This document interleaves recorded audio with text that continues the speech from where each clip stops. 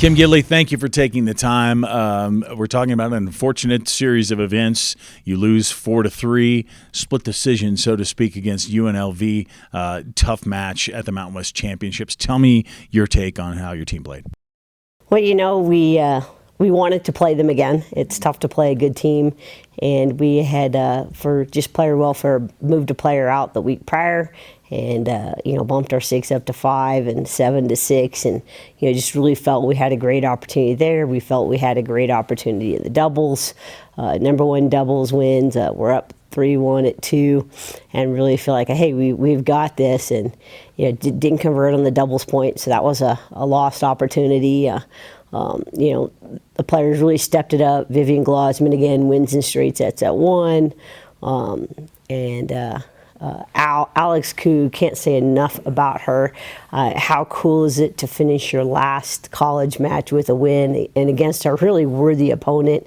And, some of the parents, she just finds a way to will herself a win. But just that fight, and to see that, and that energy and the positiveness, because I know the week before she was the last match on, third set, bumping up to 5, and she really wanted to win. So knowing that she was capable of doing it, but to finish her career like that was really phenomenal. And that's kind of what every coach wants to see that.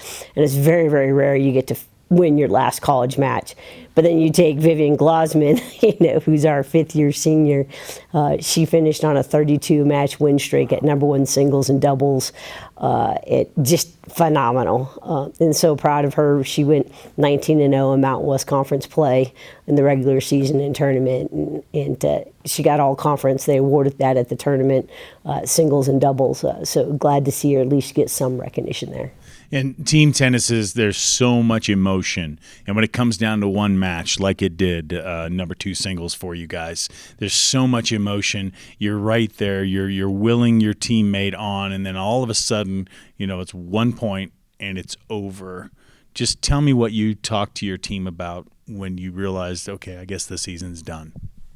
Time to start for next year, and just be thankful for having that opportunity. And we talk about in that situation, it's if there's one match left, if you win, you're the hero. If not, we lost 3 other matches. So it's not just that one match.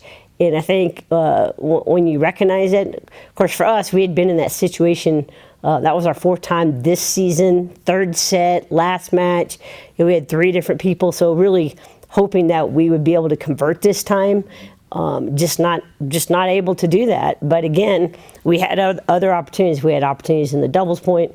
We had other opportunities in other singles matches. So that's what you're looking for. We didn't convert at 5. We didn't convert it at 2. What was it, 3? Karina Chow, actually, she won at 3, bumped her up, and so that was great for her to finish her career. I mean, she won 69 matches for the season. Same thing, she was 17-1 in conference play, I think, with only 1 loss. So really phenomenal to kind of technically have 2 freshmen, do those type of things and things like that. But I think the main thing is, you're right there, gave yourself an opportunity. You left it out on the court, walk off with your head high. For those that will be returning, want to be back and be ready to start working and knowing what it's like. And that was the first time any of our team, with the exception of Glosman, had experienced the conference tournament. So that's how we talk about when we're a baby team and young, they don't know what it is. And so I think that was a great opportunity to, wow, anybody can do this, and they could really see it, because the team that won the conference we had beaten a week earlier, 4-0. So just knowing that you're capable and anything can happen in this tournament, I think was a really great eye-opener for the future of Air Force tennis. It's fantastic. You lose Glosman and you lose Koo for next year, but the rest of them come back. You got to feel good that they've had this experience, and do you think it's clicked? Do you think they realize, oh, we're pretty close? They definitely realized it this year, but every team is different, so really we start over, and hopefully we can take the opportunities we learned from this season and add to the leadership of next year's team, and then take it to heart and move from there. But it's just, you could lose one person from the team and have everybody else back, and it's still a completely different team. So it'll be interesting to see what they do, but really Yeah, at one point in time, early in the season, like, man, can we just win 13 matches? Can we have a winning season? And they ended up winning 18 matches, beating 2 teams that they'd never beaten in the conference, had a 600 regular win percentage in the Mountain West Conference.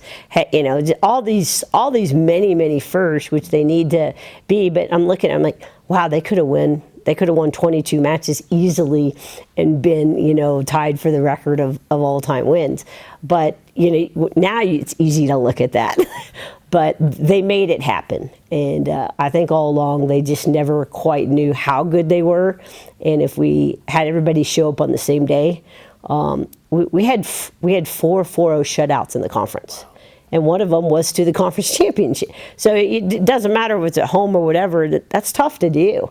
So I think they were absolutely that talented. I'm not sure if they ever really completely grasped it. And then we had the 4-4-3 losses. So, you kind of go one end of the spectrum to the other. It was a great season, nonetheless, Kim, despite the setback of the conference tournament. Great job, and hopefully Air Force women's tennis is still back where they belong and maybe someday getting that championship. Thanks for the time, Kim. I appreciate it. Go Blue.